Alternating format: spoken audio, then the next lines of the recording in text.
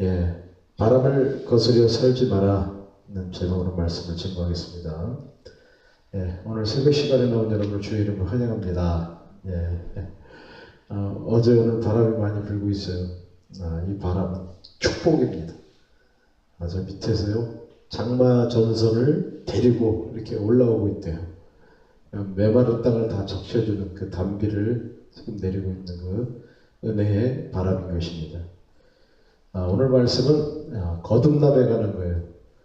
거듭남 사람들이 어떻게 살아야 될 것인가를 다루는 그 거듭남 시리즈 첫 번째 시간입니다.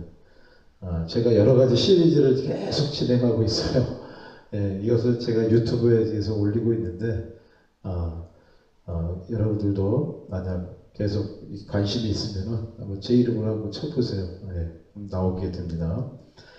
요한복음 그 3장 3절에 주님께서 거듭남에 대해서 니고데모에게 이렇게 말씀을 하셨습니다.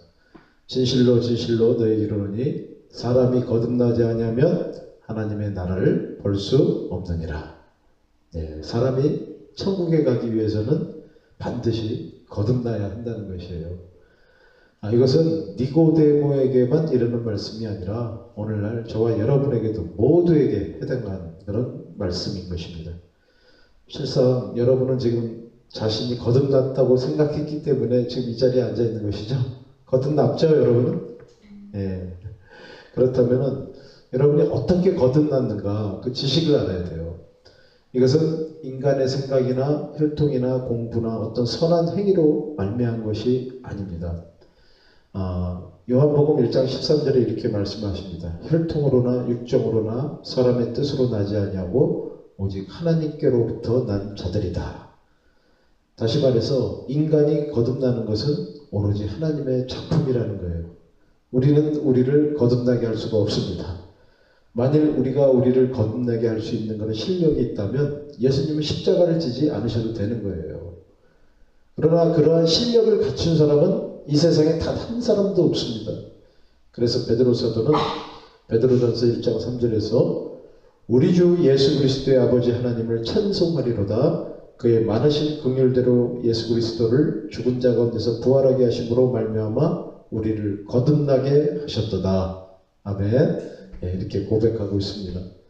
그러니까 인간이 거듭나는 것은 오로지 하나님의 긍휼 때문이며 예수님의 십자가 죽으심과 부활하심 때문이라는 거예요. 그렇기 때문에 오로지 하나님만이 찬송을 받으시는 거예요. 이 거듭남에 있어서 인간이 조금이라도 보태는 것이 있으면 인간도 함께 찬송을 받고 칭찬을 받아야 돼요.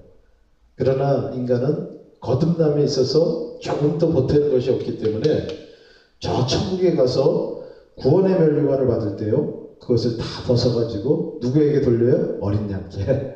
할렐루야. 예, 저와 여러분도 심판의 날에 구원의 면류관을 받을 때 그 면류관을 벗어 주님께로 돌려드리며 어린 양의 위대하신 구원을 찬양하는 사람들이 되시기를 주의 이름으로 축원합니다. 여러분, 이제 주님의 긍휼과 이렇게 은혜로 거듭난 사람들은 이제 어떻게 살아야 됩니까?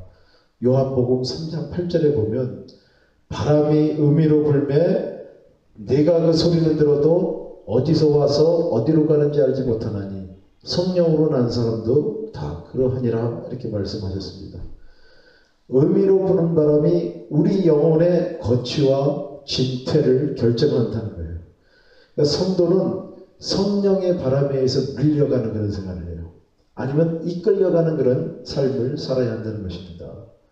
이 바람은 여러분의 등을 밀어가지고요, 여러분을 천국으로 이끌어가는 줄로 믿으시길 바랍니다. 그리고 이 땅에서도요, 여러분을 비전의 땅으로 밀어가시는 그런 능력이 되는 거예요.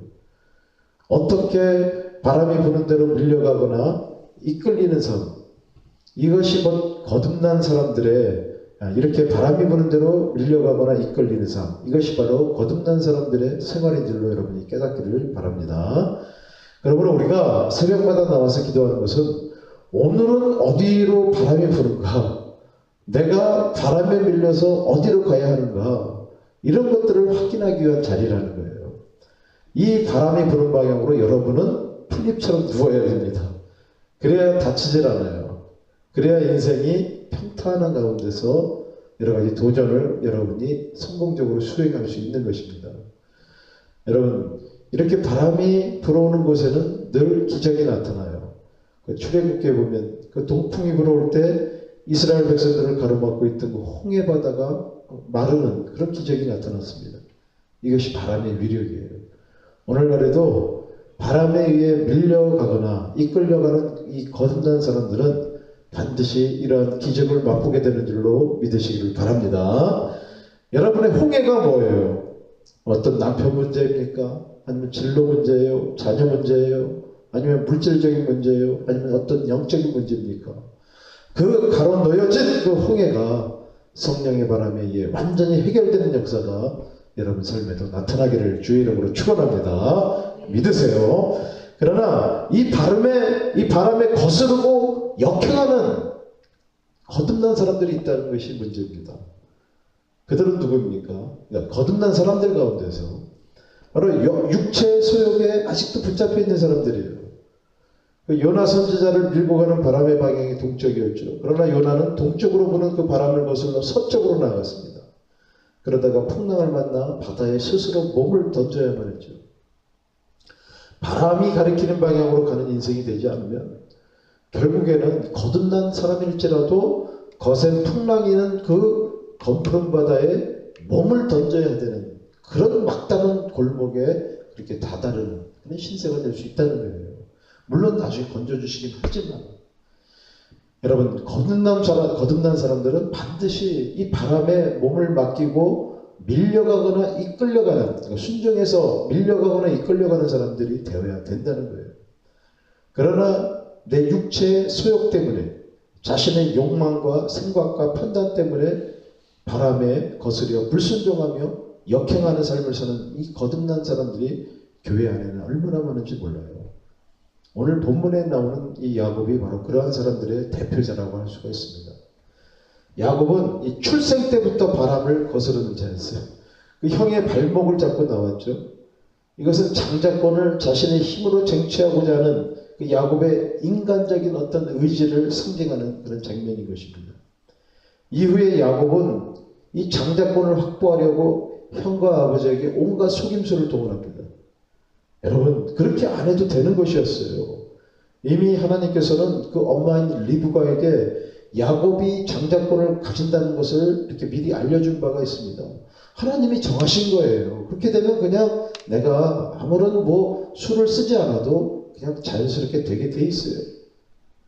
그러나 야곱은 이 자신의 자아가 너무나도 강렬한 사람이었습니다. 어떤 목표를 성취하는 데 있어서요, 자신의 힘과 자신의 지혜와 자신의 능력을 막 나타내 보이고 과시하는 것을 즐거워하고 기뻐하는 사람이었어요. 그런데 이렇게 자기 뜻대로 자기가 원하는 것을 할 때마다요, 항상 보면 파탄이 따라와요. 재앙이 따라와요. 죽음이 그의 뒤를 항상 따라오는 거예요. 자신의 그 장자권 욕심으로 그 형에게 계속 쫓기는 인생을 살게 됐잖아요. 막 형이 죽인다고 쫓아다녔고요. 더 통한스러운 것은 살아생전에 부모님을 못 보고 살게 된 거예요. 참. 또한 자신의 물질 욕심으로 외삼촌 라반과도 아주 철천지 원수가 됐잖아요. 물론 그 라반도 못된 사람이지만, 그런데 꼭 야곱이 끼는 부분에서는 꼭 이렇게 갈등이 일어나고 어떤 다툼이 일어난다는 거예요. 또 세겜성에서 야곱의 두 아들이 그 대학살극을 벌인 것을 보세요. 그 전에 야곱은 형 에서를 따라서 아버지 이삭의 집으로 올라가려 했습니다. 거기서 갔어야 돼요. 그래야 살아 생전에 아버지 얼굴 한번 보게 됐을 텐데, 그러나 여전히 형을 신용하지 못하는 거예요. 이 형이 나를 죽일 수도 있겠다.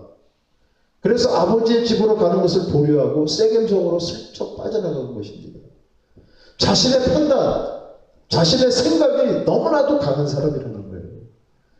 이러한 가운데 결국에는 두 아들이 무참한 학살극을 감행하는 그런 장면을 목격하고야 말았습니다.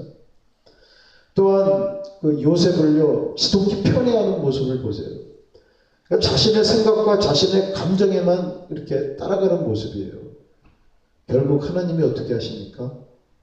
이 요셉을 야곱의 인생 가운데 아예 없는 것으로, 죽은 것으로 은폐시켜버려요. 하나님께서.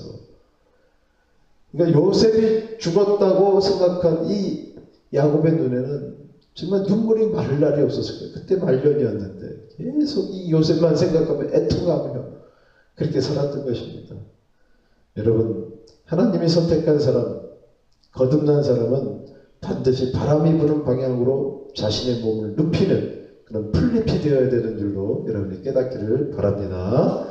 그러나 바람의 방향으로 자신을 눕히지 않는 풀잎은 그런 갈 때는 줄기가 꺾여나가고 아주 만신창이가 되는 인생을 살 수밖에 없는 거예요. 오늘날에도 하나님의 선택받은 자로서 거듭나기는 했지만 여전히 육체의 소욕과 정욕, 자신의 계획, 자신의 생각에 묶여서 사는 사람들이 이렇게 꺾이는 삶을 산다는 거예요. 여러분, 그렇다면 이 사람들의 인생의 결과는 무엇일까요? 한번 9절 한번 읽어보시겠습니다. 9절.